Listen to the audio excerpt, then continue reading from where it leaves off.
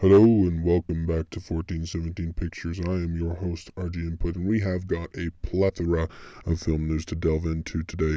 But before we begin, I'd like to say this video will have considerably less screaming than the last one. Thank you.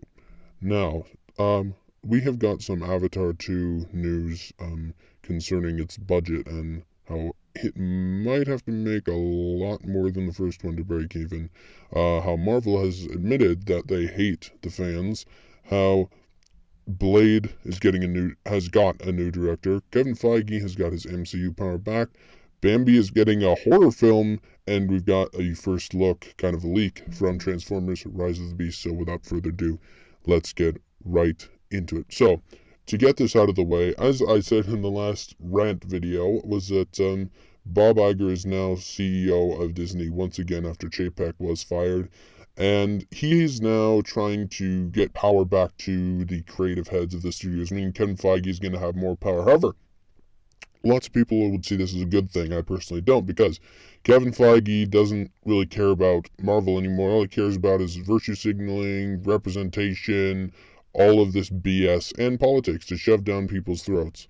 And Victoria Alonso, I guarantee you, has a huge say in that. And she, I think, had a little bit more power when Chapek was CEO. That some of it might get taken away, but I don't think we're going to see much difference with the MCU because of this.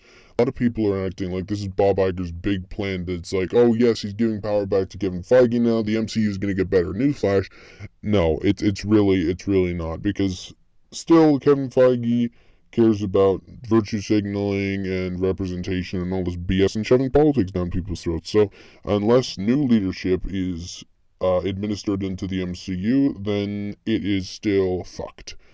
Alright, something I wanted to go into quickly is that Bambi is apparently getting a horror film. I didn't think this was true when I first heard about it, but apparently it is, because they are making they made a Winnie the Pooh horror movie, which ruins my childhood personally as well, because I grew up on Winnie the Pooh, and I also grew up on Bambi, and this is becoming just kind of a trend with this stupid Winnie the Pooh thing that's been made because its copyright is expired from Disney, and I really don't want to see Bambi as a horror film. I'm not going to watch it, whatever, but apparently in this article, right here, it says that Bambi is going to be this vicious killing machine, and he's going to have rabies, apparently, which is really weird, if you ask me. And I really don't want to see this, because Bambi, once again, is my childhood, and so was Winnie the Pooh, and all of these other things. I don't like how people are just ruining this to make their own frickin' horror movies. It's supposed to be low budget, it's supposed to be shit, but still, I don't want to see this.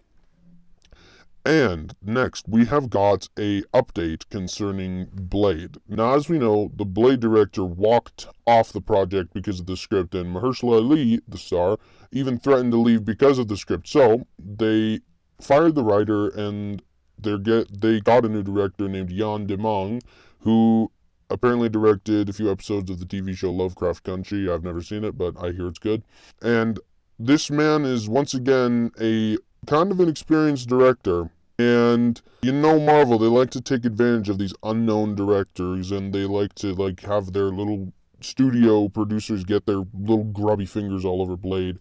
My guess is this is going to turn into what Wakanda Forever was, except I guarantee you this is going to be the political messaging of Black Panther 1 times 100, because it's Blade. And then again, Marvel's did say Blade's race doesn't define their character, meaning he could be white. And it's like, what the hell, Marvel? You claim to not be racist. You claim to want all of this frickin' politics, and you say something like that. It's really not helping your case in any way. Now, we've got an Avatar 2 update here, and the first one, I didn't really like the first one. I thought the visuals were really great. Everything looked stunning. The story was just kind of meh.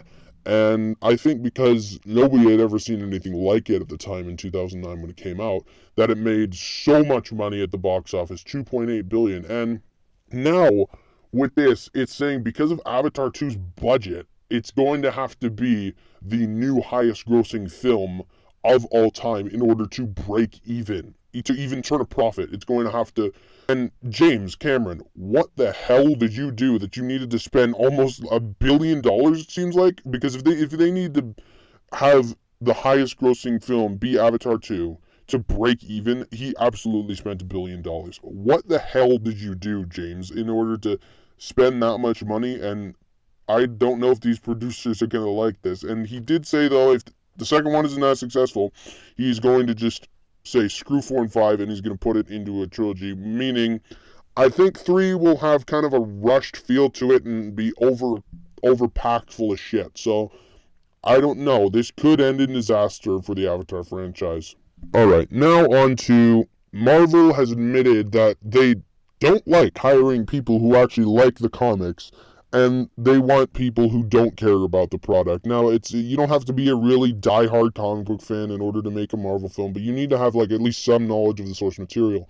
Marvel is going out and getting these people who don't give a shit and just don't know anything about the comics. Like, I don't know how much this guy named Jan Demong knows about Blade, but I'm guessing it's not very much, and they're just getting these people who don't know very much about the comics and just saying, here, just go crazy with this character, and then you end up with shit products. So I don't think they're going to learn anytime soon. I've said it too many times already, but Warner Brothers is going to clean up Marvel with DC once they get their debt paid off.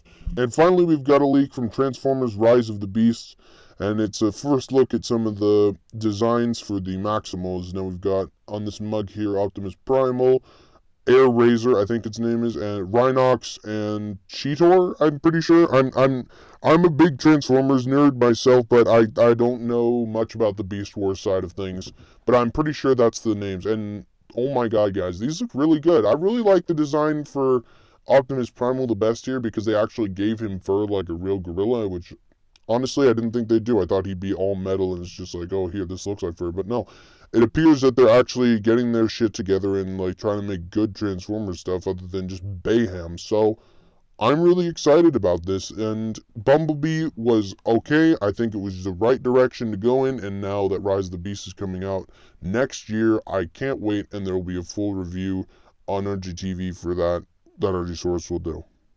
But that's going to be it for today, guys. If this is a short video, I apologize. And that is it for the... fuck. 3, 2, 1.